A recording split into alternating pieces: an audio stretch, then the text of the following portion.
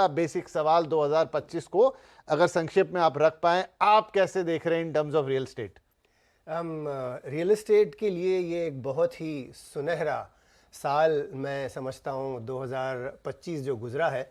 चाहे जो asset class मतलब आप अगर रेसिडेंशियल, रिटेल, ऑफिस, इन सब को हम एसेट क्लास कहते हैं। हर एसेट क्लास के लिए तकरीबन ये साल बहुत ही उम्दा रहा है और उस पे सर फहरिस्त रहे हैं रेसिडेंशियल एसेट क्लास के। जितना बेहतरीन परफॉर्मेंस रियल एस्टेट डेवलपर्स ने हाउसिंग मार्केट में पाया है, ये शायद पिछले 20-25 साल का रिकॉर्ड तोड़ता हुआ दिखाई दिया है। इन सब के परफॉर्मेंसेस वगैरह हिस्टोरिकल हाई रहे हैं। तकरीबन वो सारे रियल एस्टेट कंपनीज जो लिस्टेड प्लेयर्स हैं, इनका परफॉर्मेंस इवन स्टॉक एक्सचेंज पे सबसे बेहतरीन रहा है। हालांकि स्टॉक वैल्यूएशन वाइज 2024 इनके लिए सबसे उम्दा था। 2025 में स्टॉक वैल्यूज इतनी नहीं इंप्रूव हुई हैं, लेकिन इनके रेवेन्यूज, टॉप लाइंस अनफोर्सीन, यानी तकरीबन आप ये मान लें कि 20,000-25,000 करोड़ का सामान एक एक कंपनी ने इस साल में बेचा है। पिछले साल इन्हीं का परफॉर्मेंस शायद 10,000 करोड़ के ऊपर का भी नहीं रहा होगा। तो ये जो एक ऊंची उड़ान इन्होंने भरी है, ये दर्शाती है कि 2025 इनके लिए बहुत सुनहरा वर्ष रहा है। दूसरी ओर ऑफिस सेक्टर, जो हम दफातर की बात करते हैं, वहां पर भी ये साल बहुत उम्दा रहा है, हिस्टोरिक बेस्ट। हम जहां तक अब तक अगले चंद दिनों में जब ये साल खत्म होगा तो शायद हम एग्जैक्ट नंबर आपको बता पाएं, लेकिन 80 मिलियन स्क्वायर फीट से ज्यादा का परफॉर्मेंस ऑलरेडी हो चुका है। शायद हम 85 तक पहुंचेंगे, जो पिछले साल से 20% ज्यादा है। पिछले साल ऑलरेडी कई सारा हिस्टोरिक रिकॉर्ड टूट चुका था, दोबारा हिस्टोरिक रिकॉर्ड टूट रहा है। तो शायद ये 3 वर्ष लगातार एक के बाद दिगरे हम रिकॉर्ड तोड़ते चले जा रहे हैं ऑफिस सेक्टर में। दूसरी ओर हॉस्पिटैलिटी के लिए बहुत उम्दा वर्ष रहा है, क्योंकि ओवरऑल कई सारे उम्दा किस्म के जो इवेंट्स हुए हैं, जिसके कारण चाहे वो स्पोर्ट्स रिलेटेड हो, एंटरटेनमेंट रिलेटेड हो, कॉन्सर्ट्स हो, इनके कारण बहुत सारे शहरों में एक तरह की जो हवा चली कि लोग दूर दूर से आए वहां पर, उन्होंने वहां पर इन प्रोग्राम्स का आनंद लिया। हॉस्पिटैलिटी इंडस्ट्री टूरिज्म के भी कारण बहुत बेहतरीन परफॉर्म कर रही है। रिटेल और वेयरहाउसिंग, ये 2 ऐसे सेक्टर हैं जो शायद थोड़े फ्लैट रहे हैं, लेकिन फिर भी गिरावट इनमें भी नहीं देखी गई। तो ओवरऑल अगर हम रियल एस्टेट का जायजा लें, 2025 जैसा मैंने शुरुआत की, रियल एस्टेट के लिए एक बहुत उम्दा साल रहा है, अ golden year for real estate. क्या बात है, सुनहरा वर्ष, golden year for real estate 2025। एक एक करके उसकी तह में जाएंगे कि क्यों ऐसा कह रहे हैं गुलाम जिया साहब, और आप तो हमारे दर्शक भी समझते हैं, और आज अभिषेक सर भी यहाँ पर मौजूद हैं। तो ये जो जब गुलाम साहब के साथ बातचीत होती है तो एक तरह की वोकेबुलरी क्लास भी हो जाती है, उर्दू हिंदी मिक्स की। तो सरे फहरिस्त तो उन्होंने एक वर्ड का इस्तेमाल किया जिसका मतलब मैं समझ रहा हूँ top of the chart. Exactly, सरे फहरिस्त, बिल्कुल। तो ये हम सीखेंगे कुछ नए शब्द भी यहाँ पे, बड़ा मजा आएगा। राइट, तो ये तो गुलाम सर का एनालिसिस हुआ। किरण जी, आपका क्या एनालिसिस है 2025 को? आप कैसे देख रहे हैं? ऐसा ही दृष्टिकोण जैसा गुलाम सर का, या कुछ और भी सिल्वर लाइनिंग्स आप पा रहे हैं यहाँ पे? तो I agree with him. Real estate is going through this Goldilocks moment, और it's called the Virat Kohli moment, जो सारे रिकॉर्ड्स तोड़ रहा है, टूटते ही रहते हैं अपने आप। 24 में भी रिकॉर्ड टूटा, 25 में भी रिकॉर्ड टूटा। मैं कुछ नंबर्स पर्सपेक्टिव दे देता हूँ। तो जो मेट्रो सिटीज़ हैं हिंदुस्तान की, उसमें कुछ 5 लाख नए घर बिके। नए मतलब first home, first new developer से मैंने खरीदा। If you add the capital cities of India, the Jaipur, the Chandigarh, the कोचीज, तो आप नंबर को सेफली डबल कर दीजिए, 10 लाख घर हो गए। और अगर आप रीसेल ऐड करोगे, मतलब हमने आपस में लिया, तो that becomes around 20 lakhs. This is not happened earlier. अच्छा, सो ग्रेट। नंबर 2, 80 मिलियन की ऑफिस ग्रेड ए लीजिंग हुई है इस साल, which is again the maximum ever. Warehousing has been 60 million. So he did mention that warehousing is a little flattish, but warehousing is rocking actually. Why do I say that? जो हम Hindustan is the 3rd country in the world जो अभी billion square feet grade cross करी है। Warehousing में हम 350 million पे हैं। मार्क माई वर्ड्स, हम लोग मिलेंगे अगले साल, उसके अगले साल। Warehousing is growing at 15% every year, and वो ऑफिस को क्रॉस कर देगा 10 साल में। ओके, इतना वेयरहाउस बन रहा है और इतना लीजिंग हो रही है। ठीक है। तो housing rocking, office doing very well, warehousing doing very well. Retail की तो मैं बात ही नहीं करता हूँ, मेरे हिसाब say that is the number 1, मेरा सबसे फेवरेट एसेट क्लास है वो। क्योंकि सबसे यंग लोग तो यहीं रहते हैं। आपको कॉफी बेचनी यहाँ बेचनी पड़ेगी, कपड़ा बेचना यहाँ बेचना पड़ेगा, राइट? सो जो कंट्री वर्ल्ड में 7 to 8% जीडीपी ग्रो हो रही है, उसमें रियल एस्टेट तो has to grow at that और मोर, क्योंकि it's an ancillary, it's a derived demand. अगर कोई भी इंडस्ट्री ग्रो हो रही है उसको रियल एस्टेट चाहिए ही चाहिए, राइट। चाहे वो ग्लोबल हो, इंडियन हो, स्टार्टअप हो, कुछ भी हो। So real estate is doing very very well post Covid, even better and better, which is why I call it a gold moment और अ विराट कोहली मोमेंट। राइट। तो गुलाम साहब थोड़ा अंदर जाते हैं इसके, अगर इतना रियल एस्टेट हो रहा है, रिकॉर्ड पे रिकॉर्ड टूट रहे हैं, हाउसिंग की बात कर लें, हालांकि हाउसिंग में फिर अभी सेगमेंट्स में जाएंगे तो चीज़ें अलग हो जाएंगी, बट ओवरऑल पिक्चर की बात कर रहे हैं, ऑफिस का कमाल हो रहा है, रिटेल के नंबर उन्होंने दिए, वेयर हाउसिंग के नंबर आपने दिए, तमाम चीज़ें, ये इसके पीछे का कारण क्या है? मतलब ठीक है इंडिया अच्छा कर रहा है, लेकिन क्या ये जो बिल्कुल एकदम बूमिंग रियल एस्टेट दिख रहा है, ये हम ऐसे फेज से गुजर रहे हैं इसलिए ऐसा दिख रहा है, ये पहला रिफ्लेक्शन रियल एस्टेट में दिख रहा है? अब इसके जो आफ्टर इंपैक्ट्स आएंगे, जो कि मैं मानता हूं अच्छे होंगे, जो आपके मेरे जीवन को प्रभावित करेंगे, वो अभी देखना बाकी है। तो दोनों चीजें क्यों हो रहा है और इससे फायदा मुझे एज एन इंडिविजुअल क्या होने वाला है?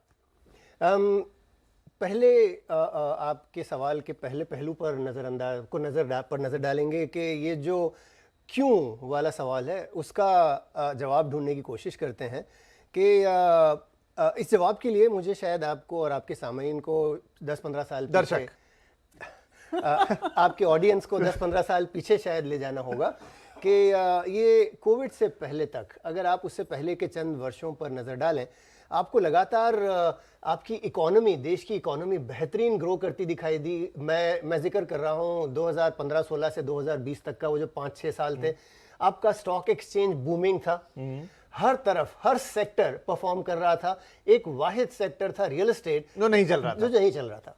तो आप यूं समझें कि चाहे जो सेक्टर हो उसमें जॉब ग्रोथ हो रहा है, लोगों की वेल्थ ग्रो हो रही है, सैलरी इंक्रीज हो रहा है, सब हो रहा है, लेकिन लोग मकान नहीं खरीद रहे थे। और वो चीज हर किसी को कंफ्यूज कर रखी थी कि ये क्या हो रहा है, लोग मकान क्यों नहीं खरीद रहे हैं। तो एक तरफ तो ये था कि उससे पहले वाले जो पीक्स थे उसमें अफोर्डेबिलिटी पर बहुत बड़ा सवालिया निशान खड़ा हुआ था। अगर आपको याद हो, ये 2011-12 का जिक्र मैं कर रहा हूं कि जहां पर मकान इतने महंगे हो गए थे।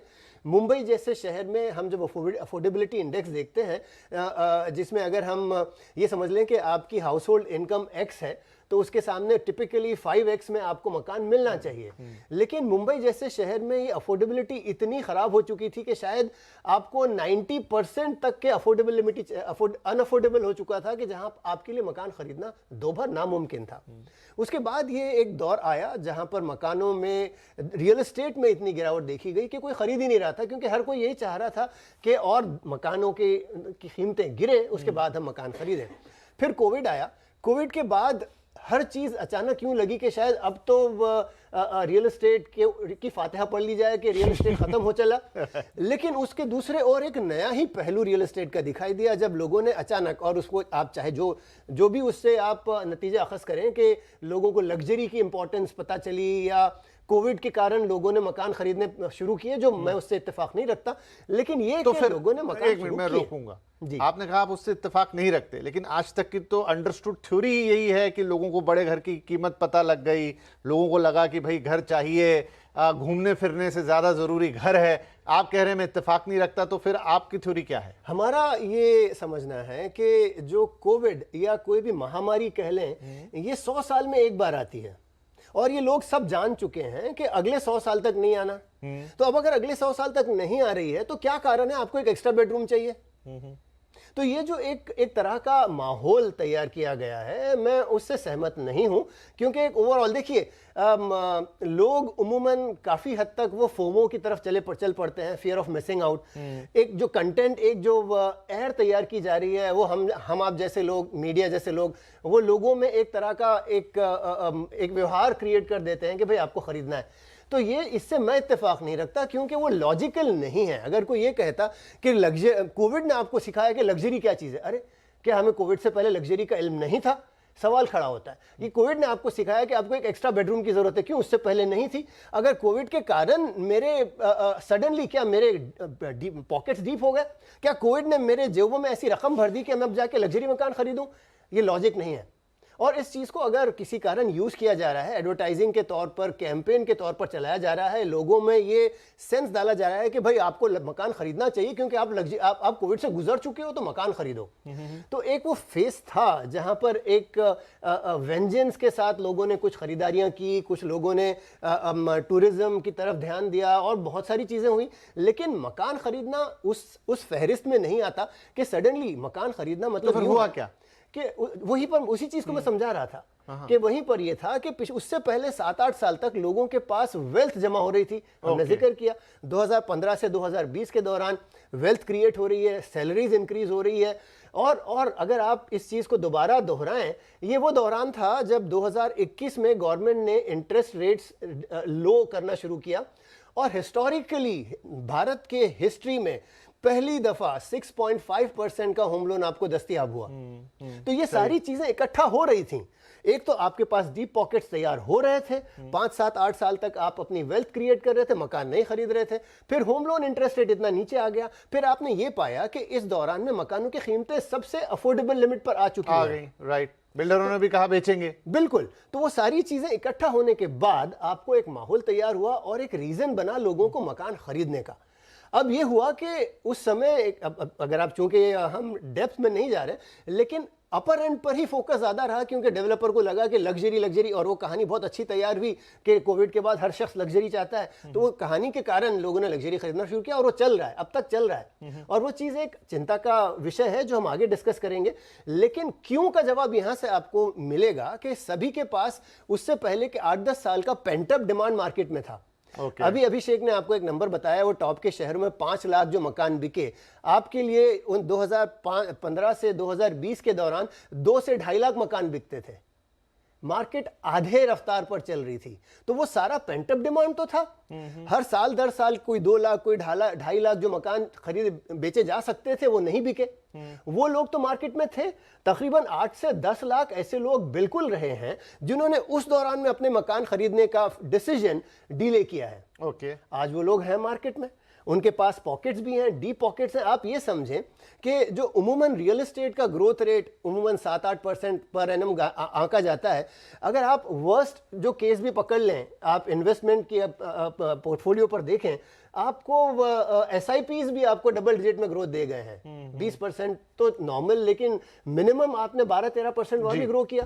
तो ये जो आपके पैसे, आपकी वेल्थ ग्रो हुई है 2015 से 16 से 2020 तक, वो दोबारा विथ वेंजेंस जो वापस रियल स्टॉक एक्सचेंज में दोबारा पैसा आया है, वही सारा पैसा है।